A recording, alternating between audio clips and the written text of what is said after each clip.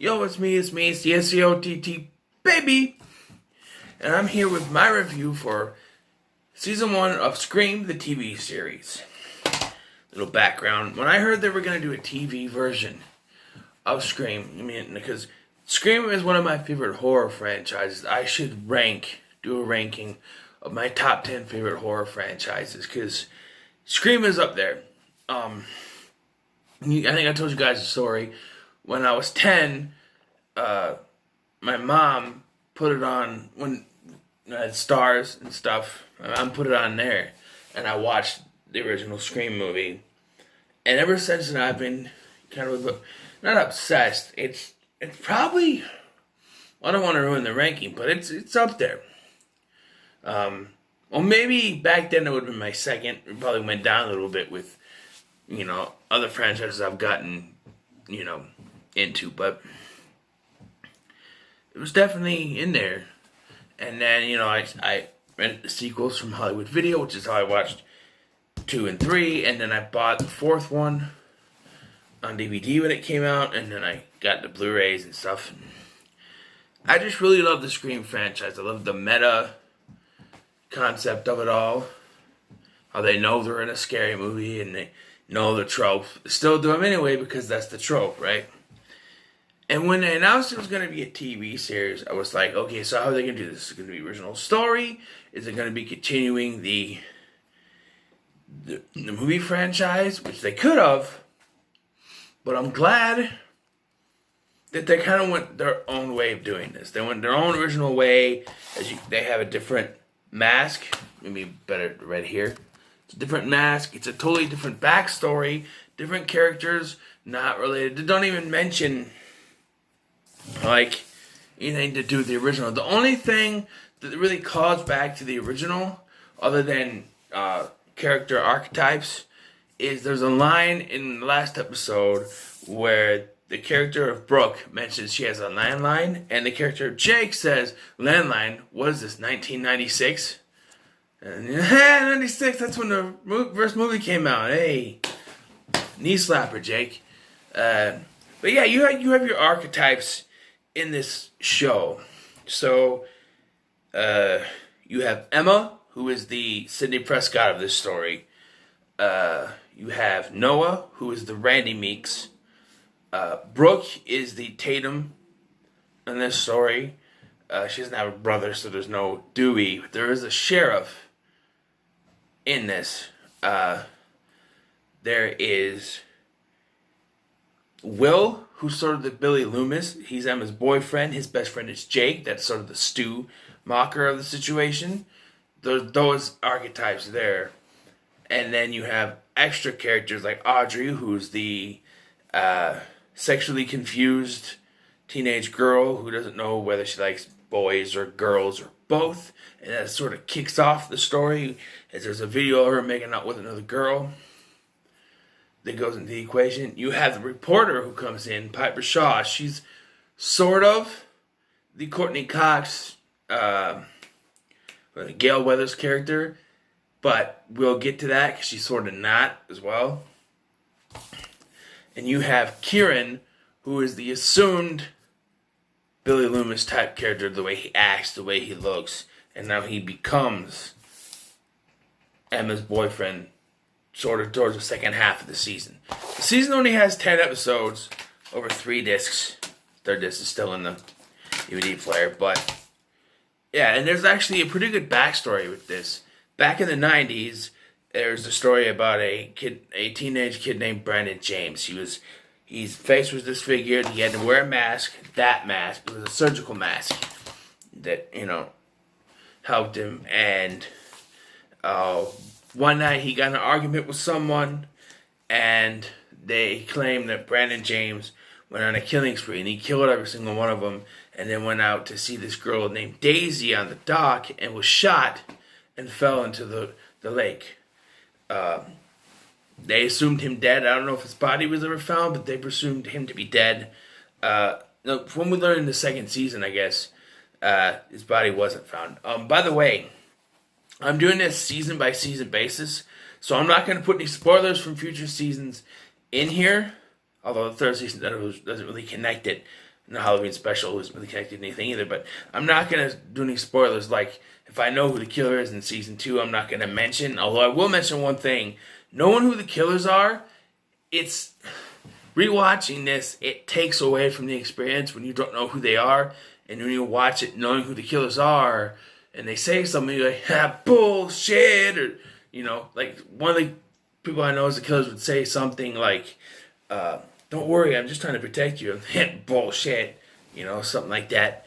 I gotta say though, in case of both seasons, even a third one, who the killer is when it's revealed, all 3 times when it's revealed, it got me. Because well, they do a very good job, at least in season 1, of leaning you towards other suspects. I will note that there's a lot of teenage drama stuff in this series. I'm gonna try to skip as much as I can if it's not related to the plot, like little things that don't matter. I'm gonna skip that little things, relationship problems, stuff like that. And as it pertains to the plot, you know what I mean? It's the cat from the other video earlier. So, the first 2 seasons take place in what's called Lakewood, fictional town. I don't know where. It's filmed in Louisiana. The first 2 seasons are filmed in Louisiana. So, yeah. And it follows Emma, who's like I said, the Sidney Prescott of the story. And it starts when this video of the 2 girls making out goes viral. And we get our Drew Barrymore cameo scene. And this time it's Bella Thorne. And the difference between Bella Thorne's character and the character of Casey Becker from the original Scream is that Casey Becker was innocent, and everything. She was this innocent girl who was murdered because she used to date Stu, one of the killers. In this case, the character of Nina is your typical high school bitch, and she's responsible for the viral video upload. So it's hard when you watch the original Scream. You feel bad for Casey Becker. Here, especially when you find out what she was, what kind of person she was before she died, as they go on and tell what all the stuff that she did, you really be like, okay, glad she's dead. Also killed here is her boyfriend Tyler, who drives her home, and then she starts getting texts from him, and his dismembered head comes flying into the hot tub, and then she is murdered. And here's the thing, though. One thing that is during the beginning part of this, they keep acting like Tyler is the one doing this, and to the people in the show, it's made to look like Tyler did this, and they believe that Tyler's behind this. But it kind of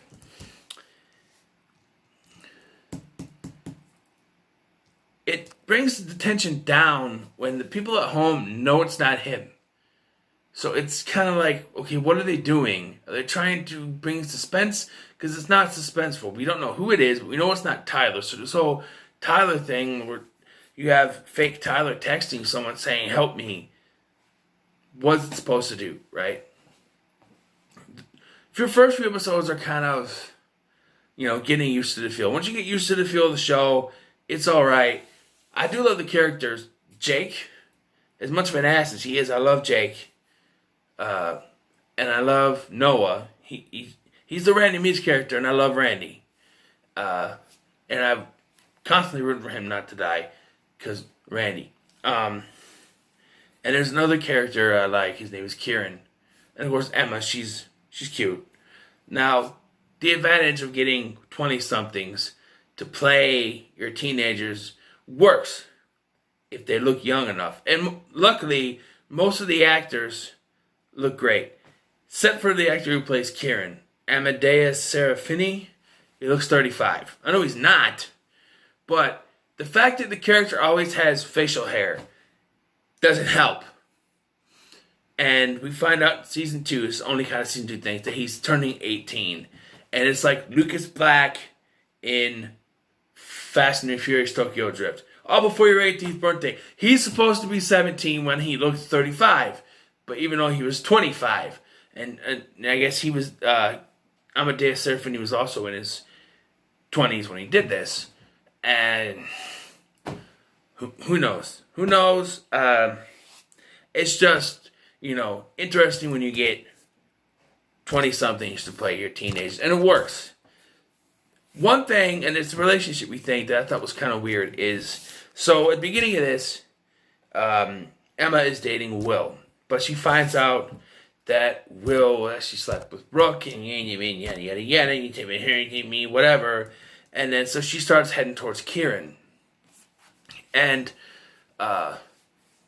the weird thing is, she starts having a thing with Kieran, but her mom starts having a thing with the sheriff, who's Kieran's dad.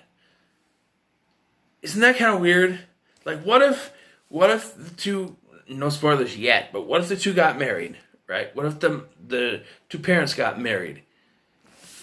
Okay, so what if, like, Emma and Kieran were, like, dating, and they were going real good. The parents said, we're engaged, we're getting married. What would that do to Kieran and Emma? Would they, obviously they'd have to stop dating, right? It'd be the stepbrother, stepsister. It's just weird that they had them both sort of dating. I mean, the two adults were obviously dating, but the teenagers were kind of off and on sort of thing. And I don't think they officially start dating until the second season. Because they're kind of on and off here. Even though they do kind of do it. Do it! As Fez would say. Not the Duck, the character from that 70s show. But yeah, and they try to give these red herrings. Like there's Mr. Branson, whose real name isn't Branson, it's Seth Palmer, as they find out. And they find out he's linked to the death of an 18-year-old teenage girl that he was having a relationship with in another town. She turned up dead, he took off. Very suspicious. Although he claims not to have anything to do with that. Like, he never, like, he didn't do it. And he's even pointed out to be the killer. One thing that happens here is it's revealed that Emma's mom actually slept with Brandon James. And because of that, she got pregnant. And that's why they left. They left Lakewood for a while, not because she was sick or anything, but because she was pregnant, and she left for 9 months. She came back, went to a different house, reconnected with Emma's father, and Emma was eventually born. Now, I do get, when it's finally revealed, the killer is a female. And I like how everyone just assumed it was a guy. And I like how she says, oh, this is 2015, it's 2015, Emma. Like, it could be a female. Yeah, we had a female killer in the original series, and Mrs. Loomis, but that was an older female. Like, really old. She was like 50s or something back then, whatever. Maybe 40s, I don't know. And Mrs. Loomis. And they even had one in Scream 4, now I think about it. Emma Roberts. Wait a minute. Emma Roberts. Wes Craven actually produced this. He died before the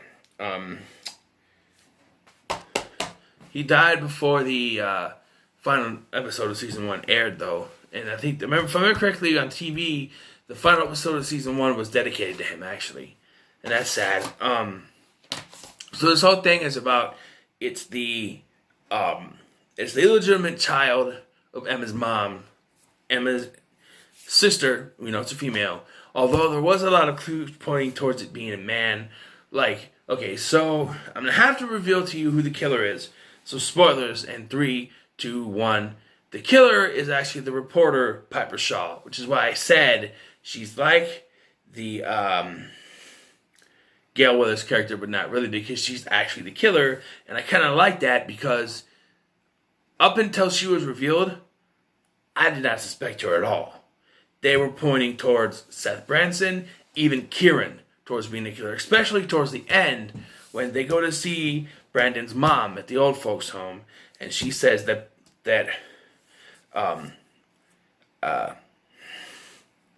Brandon's son came to see her, that his name was Seth. Then Piper comes in and she says she went back to see her, which I don't know if it's even true. Which it could be, but why? If she was the killer, why would she need to? But she comes back and she says that something wasn't right. She went back to talk and she showed a picture of Branson, but it wasn't him. And then she showed a picture of she went to the yearbook and she showed a picture of the vigil and she pointed out Kieran. But how would it be in the yearbook? I don't know. But she pointed out Kieran. And so this points to Kieran being the killer. And this is convenient that Kieran just left. And then we see on the screen that Kieran's dad, the sheriff, is stabbed. And he ends up being dead. And then Kieran shows up at Brooke's party. Because they're at this Halloween party. And Emma and Kieran go dressed as Mia Wallace and John Travolta's character, Vinny Vega from Pulp Fiction, which I've already reviewed. Take a look at that review. But they come dressed as them and even do a little dance and the same song and everything. And then once, there's a girl named Rachel, and she was into video recording and stuff. And she was the lesbian girl that was with Audrey, who was the other friend, and she died. And it was made to look up like a suicide, which is different from all the other killings, which are straight up stabbing. And so they believe that she found out something, that being Rachel, found out something about the killer, and she wasn't planned. And then they find that there's a video that Rachel got of Kieran leaving a bar with Nina. And Kieran comes up and he says, she was drunk, she tried to hit on me, I wasn't having, she said she was 23, and she gave us her name, and she's like, yeah, that's her cover. And he said all he did was take her home. Okay.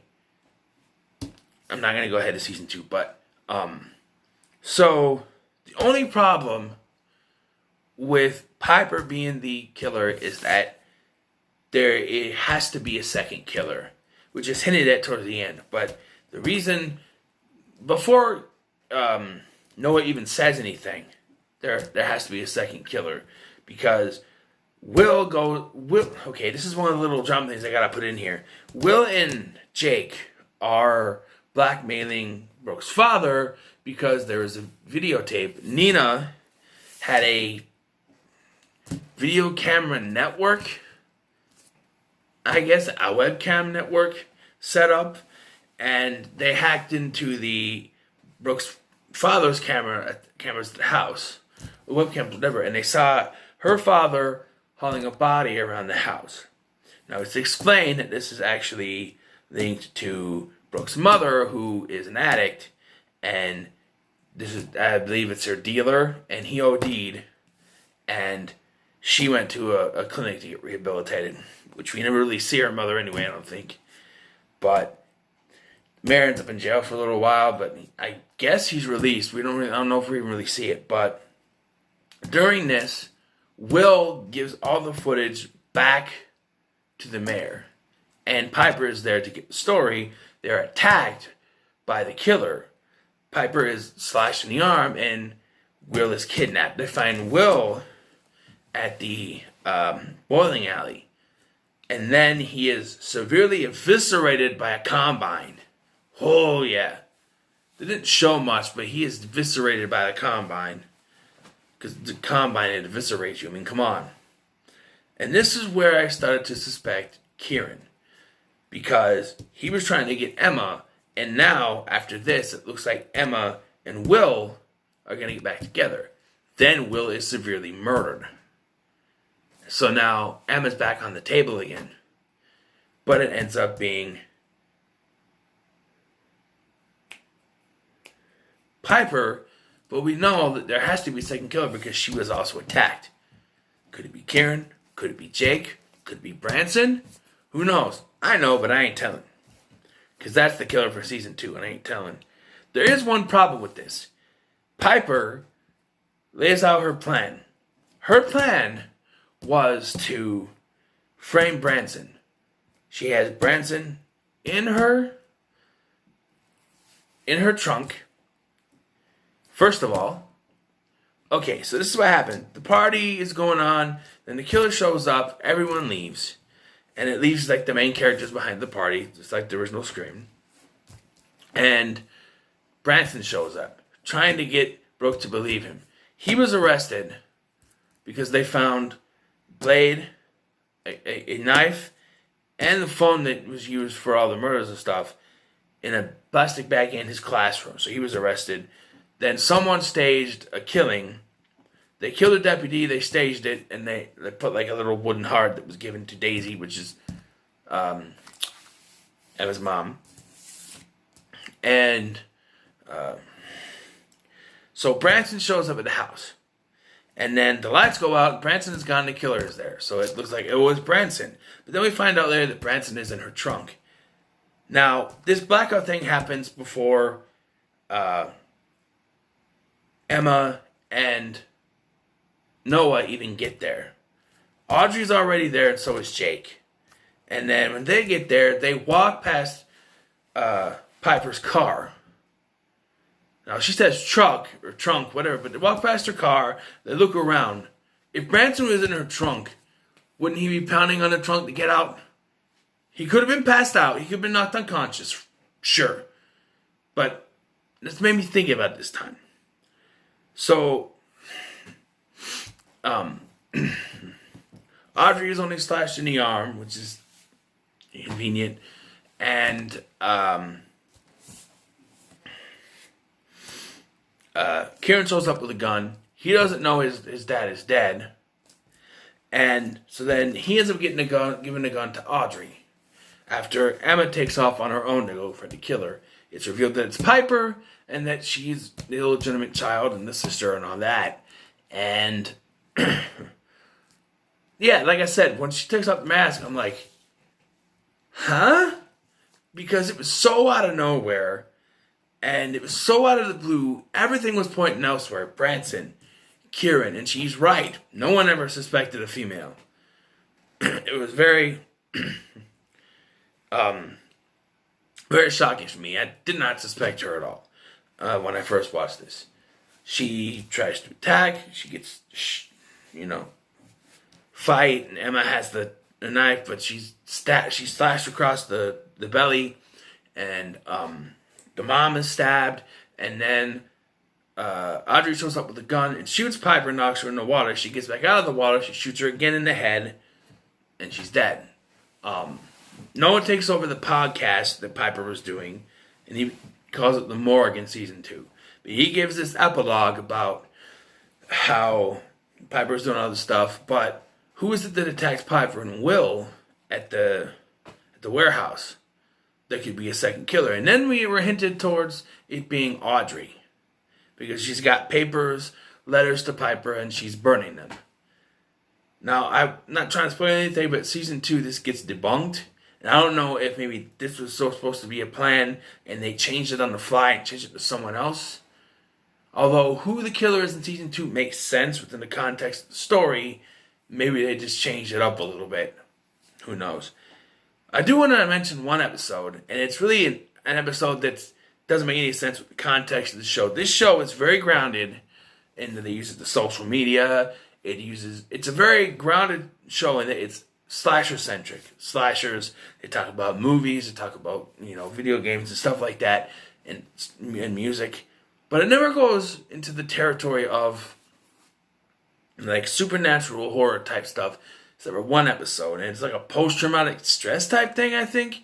It's after Will is killed, Emma starts seeing visions of stuff that you could say could be subconscious, but I don't know. She starts having maybe flashbacks to when she was a kid, and she starts seeing her dead boyfriend all over the place. It's very supernatural horror. It's very unlike the show, and the episode is called Ghosts.